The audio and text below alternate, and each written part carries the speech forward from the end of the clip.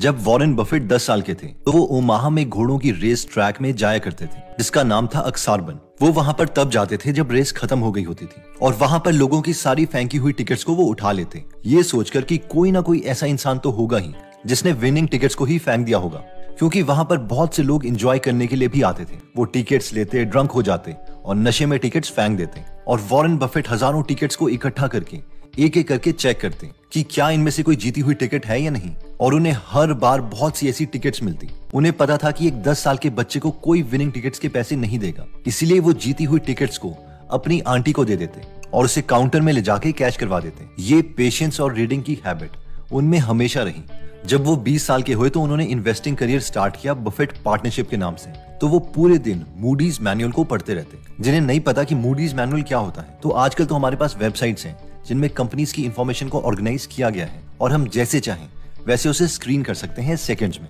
लेकिन पहले जब टेक्नोलॉजी एडवांस नहीं हुई थी तब एक बुक आती थी जिसे मूडीज मैनुअल कहा जाता था, जिसमें बहुत ही छोटे छोटे लेटर्स में कंपनी के बेसिक फाइनेंशियल्स दिए होते थे। I mean, एक ही पेज में 5-6 कंपनीज के फाइनेंशियल्स, और वॉरेन बफेट पूरा दिन उन्हें पढ़ते रहते थे। और आज भी वॉरेन बफेट बुक से लेकर कंपनी की एनुअल रिपोर्ट्स बस पढ़ते रहते हैं और उनका मानना है कि सबसे बड़ी कंपाउंडिंग नॉलेज की होती है जो बहुत से लोग समझ नहीं पाते। Read and read and read. I probably read 5 to 6 hours a day. तो सबसे पहला रूल इन्वेस्टिंग का यही था, learn a lot, read a lot. Investing का सेकंड रूल आता है know what you own. Peter lynch अपनी बुक बीटिंग द स्ट्रीट में बताते हैं कि सेंट एग्नेस नाम के स्कूल के 7th क्लास के बच्चों ने एक 14 कंपनीज का पोर्टफोलियो तैयार किया था जिसका 2 साल का रिटर्न 70% था, जबकि अमेरिका के इंडेक्स फंड S&P का गेन 26% था।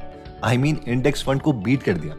एक्चुअली ये सब शुरू हुआ था एक क्लास टीचर और CEO जॉन मैरिसी की डिस्कशन के बाद। ये दोनों एक थ्योरी प्रूव करना चाहते थे कि किसी को MBA नहीं चाहिए, ना ही इवन ड्राइविंग लाइसेंस या एक्सेल में स्किल्स चाहिए अच्छी इन्वेस्टमेंट्स करने के लिए, और ये थ्योरी प्रूव भी हो गई। तो सवाल ये था कि बच्चों ने ये स्टॉक्स चूज कैसे किए, इनके टीचर्स ने इन्हें ऐसा क्या सिखाया था। तो पहली चीज जो बच्चों को सिखाई गई थी वो ये थी कि कभी भी ऐसी कंपनीज में इन्वेस्ट मत करना जिसे तुम एक रियॉन लेके समझा ना पाओ कि कंपनी करती क्या है।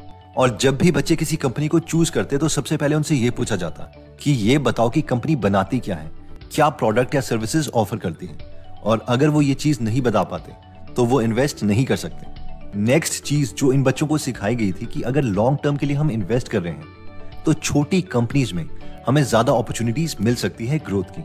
अब देखो, होता यह है कि लेट्स से अभी रिलायंस की मार्केट कैपिटलाइजेशन है करीबन 16.6 लाख करोड़ रुपए। तो अगर हम रिलायंस के शेयर्स खरीदते हैं तो हमारे पैसे 10 टाइम तभी होंगे अगर ये मार्केट कैप भी 10 गुना हो जाएगी, यानी 16.6 लाख करोड़ से 166 लाख करोड़, जिसे अचीव करने के लिए रिलायंस को नए प्रोडक्ट्स लॉन्च करने पड़ेंगे या कुछ मेजर चेंजेस लाने पड़ेंगे, क्योंकि जिन भी मार्केट्स में ये ऑलरेडी हैं वहां पर तो वैसे भी ये मेजर प्लेयर ही है। इसलिए इसमें हमारे पैसों का ज्यादा ग्रो होना थोड़ा मुश्किल है, और यही रीजन है कि बहुत से इन्वेस्टर्स मानते हैं कि छोटी कंपनी जल्दी ग्रो करती है। इतने बड़े मार्केट में अभी भी नए एंटरप्रेन्योर आ रहे हैं जो 200-400 करोड़ की लिस्टिंग से चालू होते हैं, और वहां से 10-20 हजार करोड़ बहुत जल्दी हो जाते हैं। ग्रेट इन्वेस्टर मुनीश पबराय भी इसी चीज को बहुत बार मेंशन कर चुके हैं कि होता यह है कि बड़ा इन्वेस्टर छोटी कंपनी में पैसे लगाएगा तो उसे उतना फायदा नहीं होगा। अगर मैक्सिमम वो 50 लाख ही लगा पाता है और कंपनी 10 गुना भी हो जाती है तो भी उसका पैसा 5 करोड़ ही होगा, जो उसके लिए उतना ज्यादा फायदेमंद नहीं है। इसलिए जैसे जैसे इन्वेस्टर्स बड़े होने लगते हैं वो बहुत छोटी कंपनीज छोड़ के बड़ी कंपनीज में पैसे इन्वेस्ट करते हैं जिनमें ज्यादा पैसे इन्वेस्ट किए जा सकें। अब इससे होता यह है कि हम जैसे छोटे इन्वेस्टर्स को इन छोटी कंपनीज में इन्वेस्ट करने के लिए अपॉर्चुनिटीज मिल जाती हैं। The bottom continuously gets emptied out, right? So the people who were really good at finding the investments, less than 10,000 to put to work, less than 100,000 to put to work, if they're really good, they move up. Next rule कहता है hold no more stocks that you can remain informed on. ये concept बोलता है कि एक human mind maximum 8 से 15 companies को ही follow कर सकता है, उनके बारे में इन्फॉर्म्ड रह सकता है, और इसीलिए बेटर यही है कि हम पूरी जिंदगी में 10 से ज्यादा स्टॉक्स ना ही ले तो बेटर है। लेकिन वो 10 के 10 स्टॉक्स ऐसे होने चाहिए कि बस हमें ऐसा फील हो कि हम एक्चुअल में उस कंपनी के मालिक से मिले हैं और उनके साथ 100 पेज के अग्रीमेंट को साइन करके हमने उनके साथ डील की है और फिर उन्हें पैसे देके उस कंपनी के शेयर्स खरीदे हैं। इन शॉर्ट, वॉरेन बफेट का भी यही मानना है कि अगर हमें 3 सुपर बिजनेसेस मिल जाएं जो बहुत अच्छा कर रहे हैं तो एक एवरेज आदमी को इससे ज्यादा नहीं चाहिए लाइफ में अच्छा करने के लिए। Adding to it. But 3 wonderful businesses is more than you need in this life to do very well. Next rule of investing कहता है if you like the product, chances are you will love the stock. Peter Lynch कहते हैं कि मेरी family में तीनों लड़कियां gap के कपड़े पहनती थी, लेकिन इन्वेस्टर होने के बावजूद मैंने कभी ये नहीं सोचा कि इस कंपनी में भी मैं इन्वेस्ट कर सकता हूँ। और इस कंपनी का प्राइस 1 साल में 13 गुना हो गया था। लेकिन अगली बार वो केयरफुल थे। वो अपनी तीनों डॉटर्स को मॉल में लेके गए और उन्होंने देखा कि वो कौन सा प्रोडक्ट लेना चाह रही हैं। लेकिन इस बार वो गैप के शोरूम में नहीं गई, वो बॉडी शॉप नाम की एक शॉप में गई। वहां पर पीटर लिंच ने देखा कि बहुत सी ऐसी औरतें हैं जो बॉडी शॉप से लोशन, क्रीम्स वगैरह ले रही हैं और दुकान एकदम लोगों से पैक्ड थी। अगले ही दिन ऑफिस पहुंचते ही पीटर लिंच ने बॉडी शॉप की एनुअल रिपोर्ट्स मंगवाई और उसकी फंडामेंटल एनालिसिस के बाद उन्हें पता चल गया था कि ये कंपनी बहुत एग्रेसिवली पूरी दुनिया में अपने शोरूम्स खोल रही है और हर शोरूम प्रॉफिटेबल है। इसलिए उन्होंने ये स्टॉक अपनी मैनेजमेंट को रेकमेंड कर दिया और इसका प्राइस मल्टीपल टाइम्स बढ़ा भी। इंडिया में भी सेम केस है। अगर हम रॉयल एनफील्ड की बाइक्स जो बुलेट्स के नाम से बहुत फेमस है उसकी बात करें तो उसका स्टॉक प्राइस ₹1.22 से बढ़कर 2,525 पहुंच गया है, यानी हर 1,20,000 करोड़ में कन्वर्ट हो चुका है। ब्रिटानिया इंडस्ट्रीज लिमिटेड की बात करें तो 58.23 रुपीज से शुरू हुआ ये स्टॉक 3580 रुपीज पहुंच चुका है, यानी इसमें अगर आईपीओ के टाइम में हमने पैसे इन्वेस्ट कर दिए होते तो वो 1 लाख रुपए बढ़कर 62 लाख के आसपास हो गए होते। तो इन शॉर्ट मैसेज ये है कि जो प्रोडक्ट्स हमें अच्छे लगते हैं, अगर वो पब्लिकली ट्रेडेड कंपनी है और अगर वो कंपनी फाइनेंशियली स्टेबल है तो इस मेथड को हम यूज कर सकते हैं स्क्रीनिंग के लिए।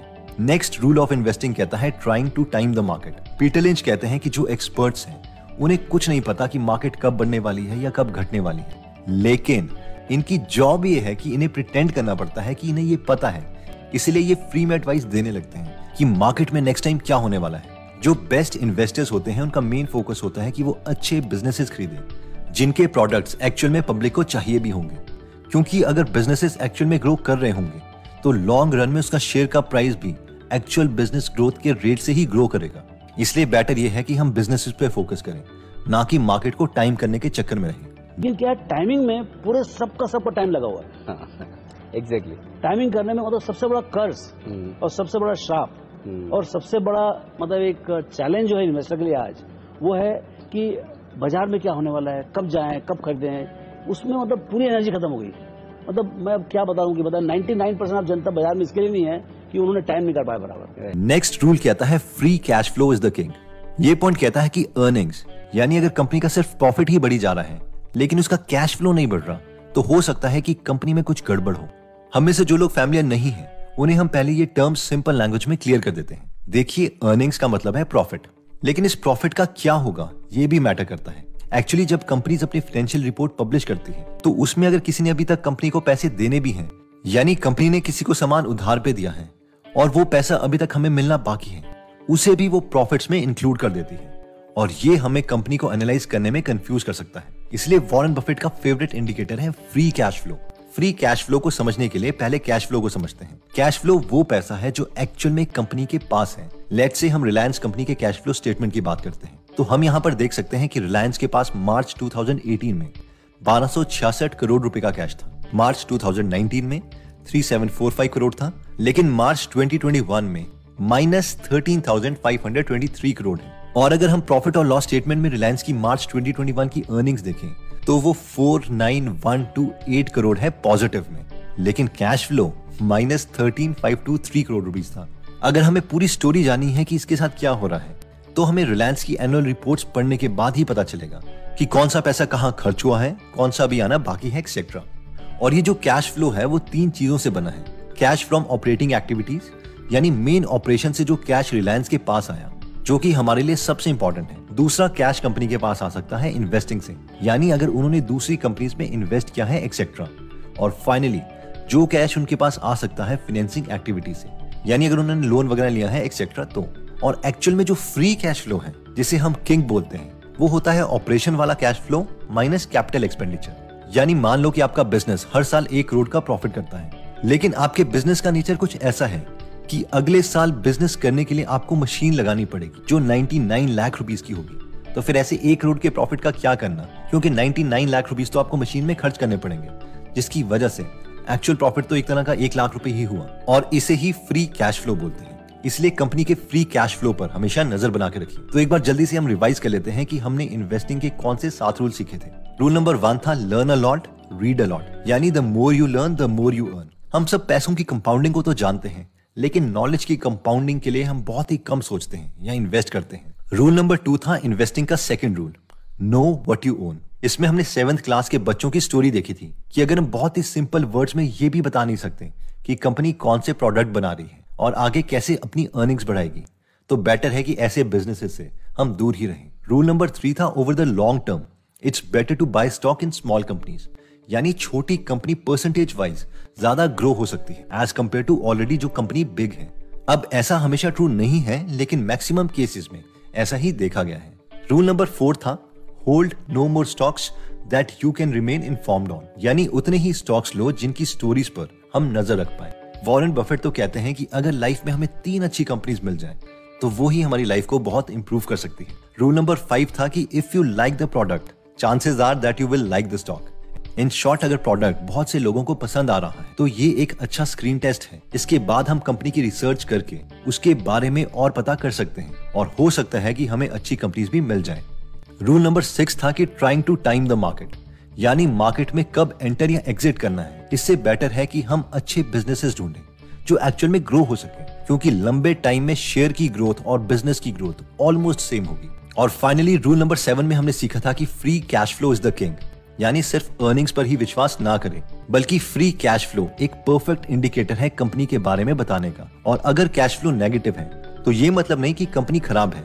इसका ट्रू रीजन को जानने के लिए हमें कंपनी की एनुअल रिपोर्ट्स पढ़नी पड़ेगी, उनकी अर्निंग कॉल सुननी पड़ेगी। अच्छी कंपनीज भी इतनी आसानी से नहीं मिलती, तो मेहनत तो करनी ही पड़ेगी। दोस्तों, अगर आप भी बुक्स में विश्वास करते हैं कि वर्ल्ड के टॉप लोगों ने जो बुक्स में आइडियाज लिखे हैं वो हमारे माइंडसेट को इंप्रूव कर सकते हैं, तो आप गीगल एप्लीकेशन डाउनलोड कर सकते हैं, जहां पर 1000 से ज्यादा मेंटर्स की अमेजिंग बुक समरीज हिंदी में अवेलेबल है, जिन्हें आप पढ़ भी सकते हैं और सुन भी सकते हैं। तो अगर आप रीडिंग में इन्वेस्ट करना चाहते हैं तो ईयरली और 999 डेज की सब्सक्रिप्शन ले सकते हैं। आज डिस्काउंट कूपन सेव 100 यूज करके हम 100 रुपीज भी सेव कर सकते हैं। इस एप्लीकेशन का लिंक मैं डिस्क्रिप्शन और फर्स्ट कमेंट में दे दूंगा। अगर आप हमारी वीडियोस मिस नहीं करना चाहते तो हमारा पेज लाइक करने के बाद 3 डॉट्स के बटन को प्रेस करके फॉलो के बटन को सिलेक्ट कीजिए और फाइनली सी फर्स्ट के ऑप्शन को सिलेक्ट कर लीजिए। इससे आपको हमारी हर पोस्ट मिलती रहेगी। जय हिंद।